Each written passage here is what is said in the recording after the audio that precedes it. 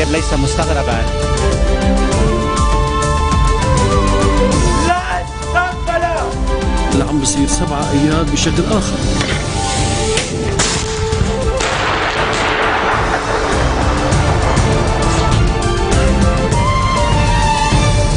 Good afternoon on this Monday, 12th of May. I'm Yumna Naufal. These are today's headlines. Leader Amin Jmail gives warning against the drastic repercussions of a vacuum in the presidential post following a meeting with Shara Rai. The head of the Union Coordination Committee called for a massive turnout at the rally to be held on May 14th to protest Parliament's plan to cut funding for the public sector wage hike. Boko Haram releases a new video claiming to show the missing Nigerian schoolgirls who were abducted last month, alleging they had converted to Islam. The Special Tribunal for Lebanon convenes a hearing to decide when the court will continue the trial of 5 members of Hezbollah accused of involvement in the Hariri assassination. The Hague-based court will also address Lebanon's cooperation with defense lawyers. The court adjourned proceedings in February after it joined the case of a 5th suspect, Hassan Habib Midhi, to the trial of the 4 other suspects to allow Midhi's lawyers time to prepare their case.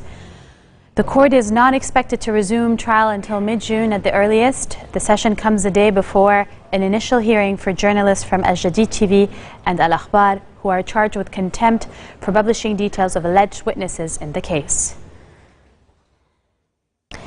The head of the Union Coordination Committee is calling for a massive turnout at the rally to be held on May 14th to protest Parliament's plan to cut funding for a public sector wage hike.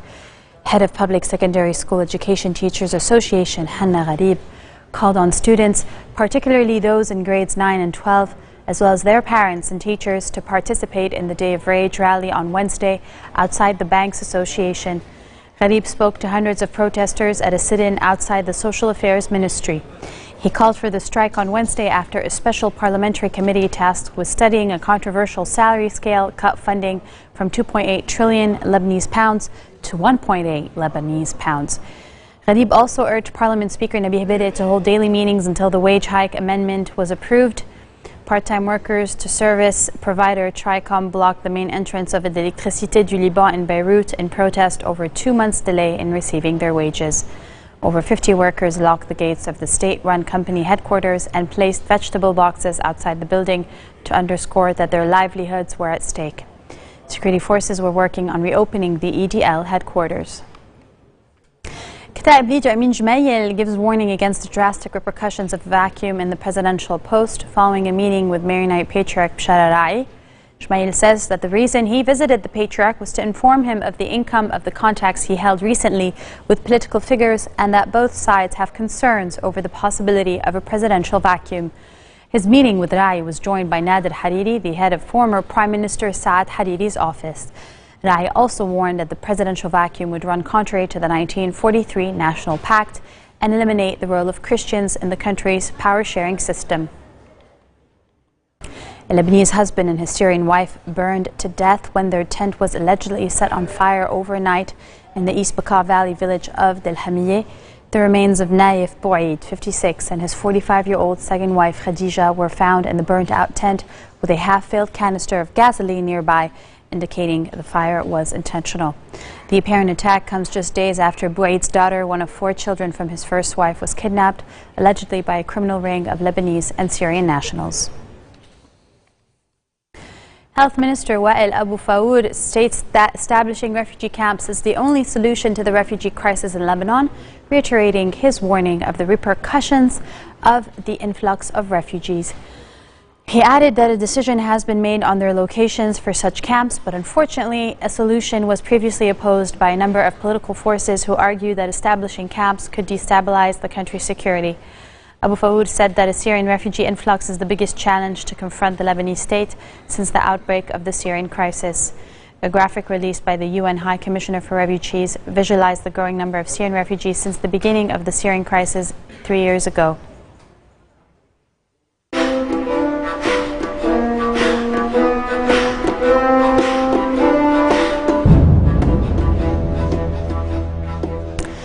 Syria's presidential election campaign launched during the weekend has transformed the streets of Damascus into a glorification of incumbent Bashar al-Assad, who is expected to easily win the June 3 vote.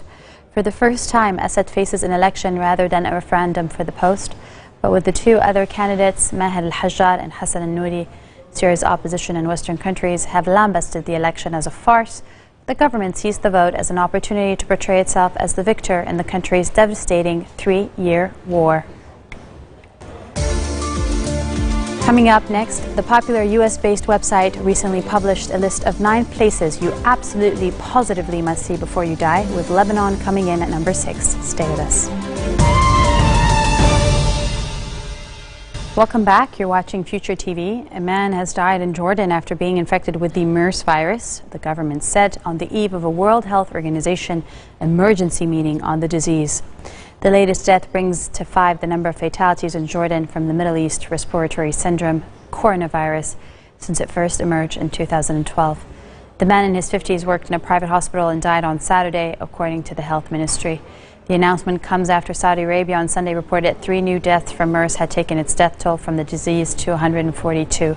MERS has now infected 483 people in the Gulf Kingdom since it first appeared in 2012, accounting for the vast majority of the 496 cases registered worldwide. It is considered a deadlier but less transmissible cousin of the SARS virus that erupted in Asia back in 2003, infecting over 8,000 people and killing nearly 800.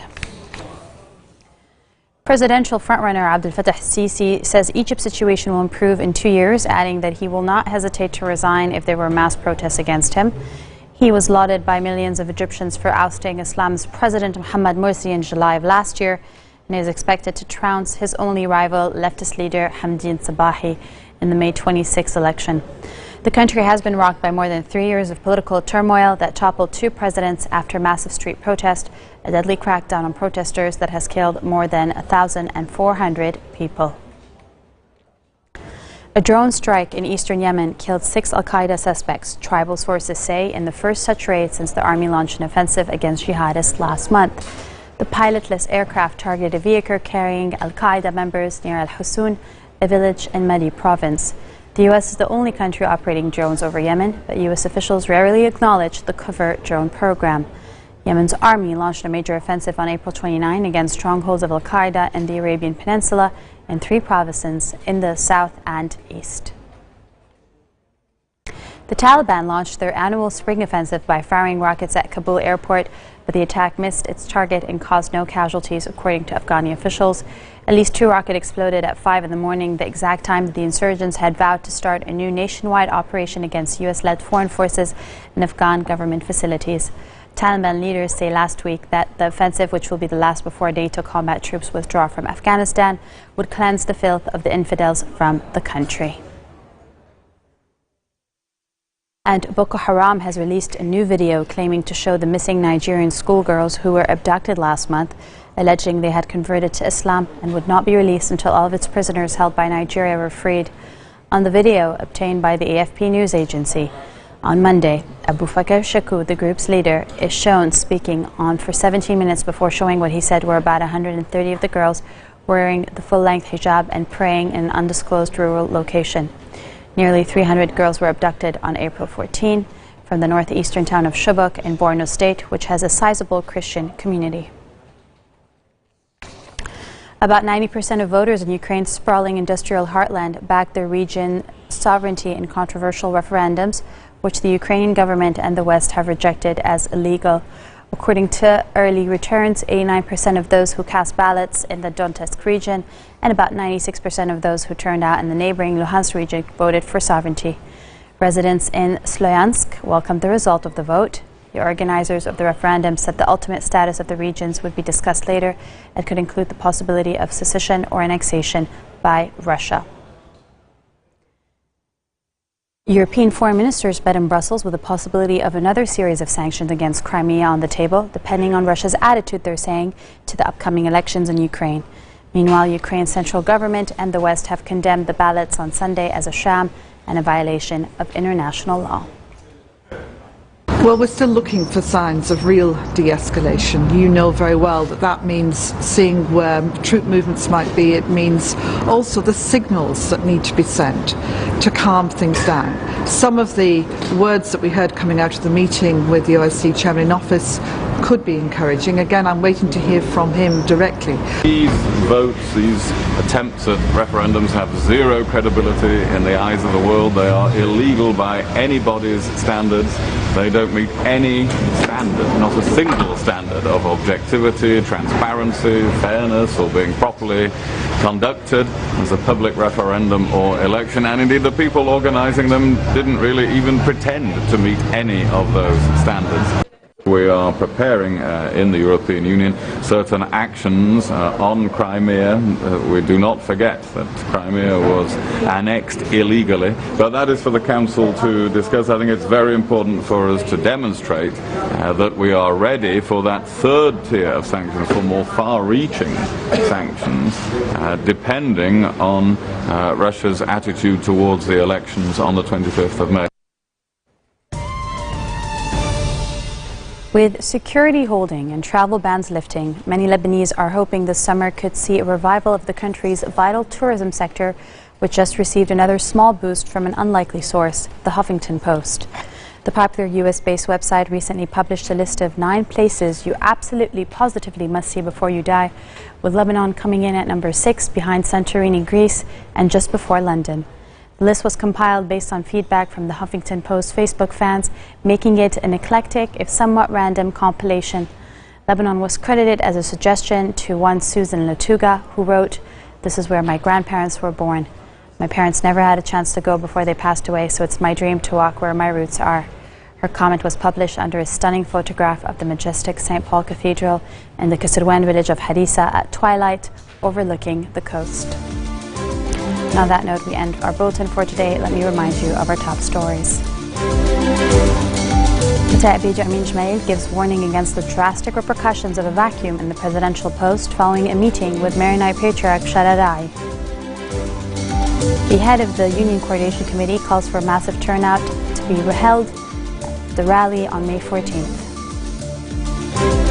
And Boko Haram releases a new video claiming to show the missing Nigerian schoolgirls who were abducted last month, alleging they had converted to Islam.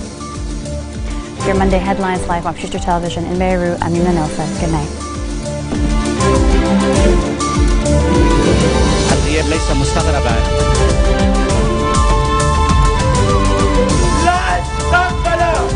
اللي عم بصير 7 أياد بشكل آخر.